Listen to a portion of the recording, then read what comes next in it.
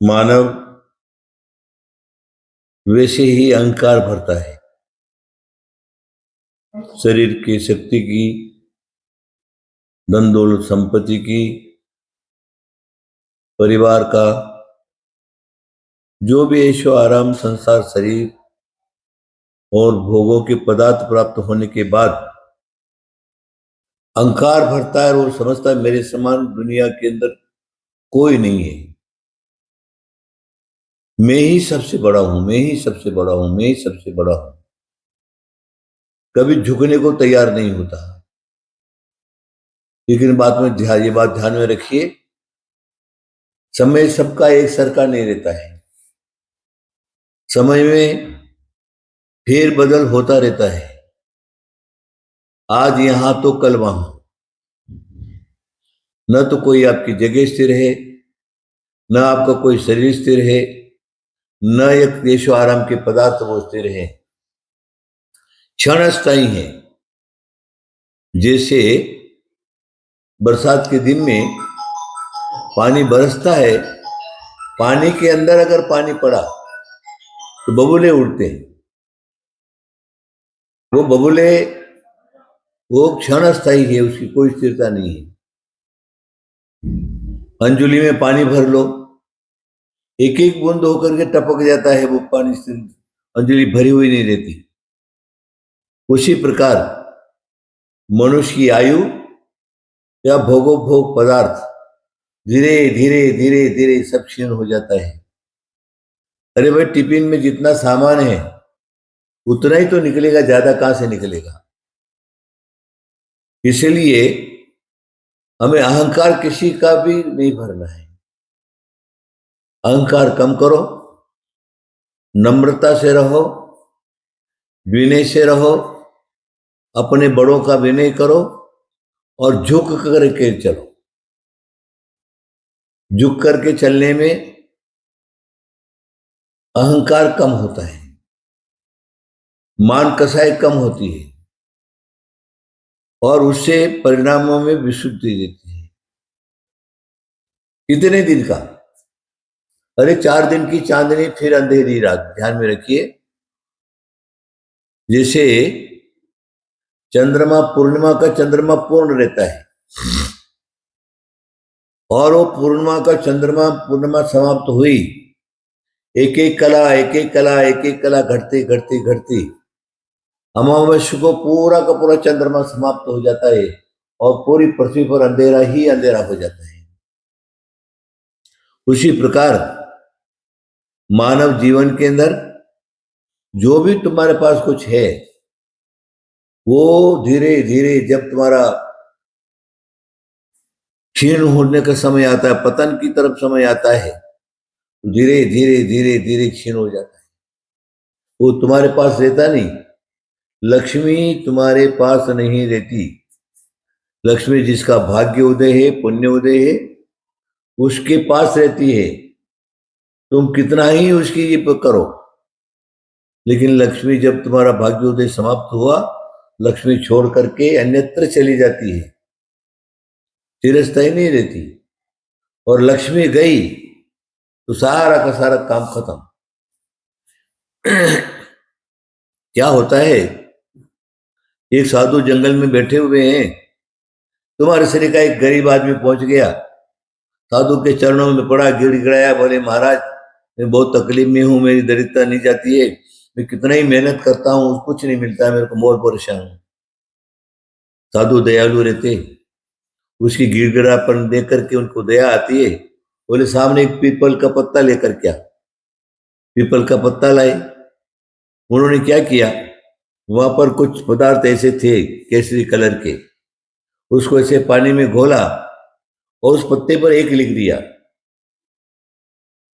और उसको कहा कि देख इस प्रकार की पूजा करना, पूजा के स्थान पर इस पत्ते को विनय से स्थापन कर देना, और तेरे को जरूरत पड़ी तो इसके ऊपर एक एक रुपया वैसे रोज देगा, जरूरत पड़ी तो 0 लगा देना, तो तेरे को 10 रुपया रोज मिल जाएगा। अब वो घर पर ले गया। लालच तो हमेशा इंसान की नुकसान करती है ना। उसने 1 रुपये बोले, 1 रुपये से क्या होने वाला, जीरो लगा दिया। फिर 10 रुपए से क्या होने वाला, फिर जीरो लगा दिया। फिर 100 रुपए से क्या मिलने वाला है, जीरो लगा। जैसे जैसे जीरो लगाता गया वैसे वैसे उसकी संपत्ति बढ़ती गई। और संपत्ति बढ़ने के बाद उसके अंदर अहंकार घर गया, लोभ घर गया, मंदिर जाना छोड़ दिया, गुरु के चरणों में जाना छोड़ दिया, आदि आदि सब उसका सब छूट गया। और रात दिन लालच में पड़ करके पैसा पैसा पैसा, यहां तक कि उसने एक के पीछे 5-5 जीरो लगा दिए, खूब संपत्ति बढ़ गई। एक दिन वो महाराज के मन में आया, वो शिष्य मेरा आया था, उसका क्या हालचाल है जाकर के देख तो लूं। जाकर के मंदिर में ठहरे, लोगों से इंक्वायरी की। अरे बोले महाराज वो तो गरीब था, अभी तो बहुत बहुत करोड़पति बन गया है, अब तो मंदिर में नहीं आता, भगवान की कोई पूजा वूजा कुछ नहीं करता। बोले अच्छा, अरे मैंने तो उसको उसका उद्धार के लिए बनाया था, उसने तो उल्टा रास्ता पकड़ लिया। बोले जा करके बोलो वो महाराज आए। वो गया आदमी, बोले महाराज, बोले कौन सा महाराज, मेरे कोई महाराज वाले से पहचान तो है नहीं, कौन है महाराज। नहीं उन्होंने जो तुमको उनको आशीर्वाद दिया था। बोले अच्छा वो महाराज है, उनको बोलना कल आऊंगा कल आऊंगा। कल भी नहीं गया, दूसरे दिन भी नहीं गया, तीसरे दिन भी नहीं गया। महाराज ने सोचा अरे इसका तो काम साफ खराब हो गया। महाराज स्वयं पहुंच गए। पहुंचने के बाद देखते हैं बड़ा वैभव है, सारा ठाट पाट सारा। फिर अरे महाराज पधारो पधारो पधारो, ऊपर लेकर के गया, पाटे पर बिठाया, उनकी पूजा अर्चना की, सारा करिया, भक्ति भाव किया। बोले महाराज आपका बड़ा उपकार है, आज ये सारे आपके आशीर्वाद से सारा वैभव है ना। बोले तुम मंदिर जाते हो क्या। बोले सब बहुत, बोले क्या करो टाइम ही नहीं मिलता है आजकल, कुछ होता नहीं। बोले हाँ टाइम है ना। फिर उसको कहा कि अच्छा, बोले महाराज एक बार करो एक आशीर्वाद और दे। बोले क्या। बोले थोड़ा बहुत तो अड़चन आती है, वो अड़चन दूर हो जाए। बोले ठीक है, वो पत्ता लेकर के आओ।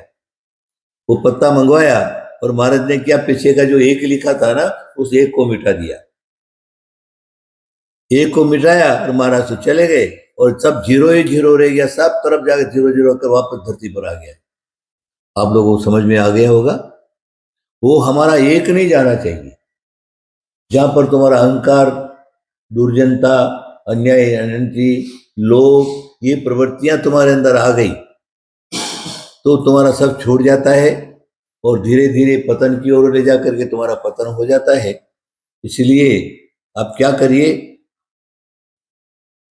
जो भी करना है धर्म को साथ में रखिए, गुरु भक्ति को साथ में रखिए, गुरु सेवा को साथ में रखिए, और गुरु के द्वारा किया हुआ जो उपकार है वो उपकार को कभी मत भूलिए, अहंकारी मत बनिए। तो कल्याण का रास्ता यही है, शांति का रास्ता यही है। आप सब लोग मेरी बात समझ गए होंगे, इसलिए समझ की बात ध्यान में रखिए। तुम्हारा संसार के अंदर कुछ भी नहीं है, अकेले आए हैं और अकेले ही चले जाओगे। सब ठाट पाट यहाँ का यहीं पड़ा रह जाएगा। इसलिए बीच में ज्यादा झंझट मत करो, और 2 रोटी सूखी पाकी जो भी मिल जाए शांति और सुखद रूप में। जैसे किसान पूरा दिन मेहनत करता है, लेकिन वो क्या हलवा पूरी नहीं खाता। ज्वारी की रोटी, मक्के की रोटी, बाजरे की रोटी जो उसको मिल जाती है, और मिर्ची की चटनी मिलाया, खाया और पानी पिया और मेहनत करता है ना। तो भी हमारे से ज्यादा ताकतवर वो रहता है। तो शांत और शांत, उसको कोई आकुलता ही नहीं है। चाहे जहाँ सो जाएगा, पेड़ के नीचे सो जाएगा, ईंट सिराने रख करके सो जाएगा, भले फटे टूटे कपड़े रहेंगे, फटी टूटी झोपड़ी रहेगी, लेकिन उसमें ही वो आनंद मनाता है। ध्यान में रखिए, ये सुख संपत्ति और संपदा जो है वो दुख की कारण है, सुख की कारण नहीं है। इसलिए उसके पीछे ज्यादा मत बढ़िए, धर्म को कभी मत छोड़िए, अहंकार को नष्ट करिए। आपका कल्याण हो। आशीर्वाद आशीर्वाद आशीर्वाद।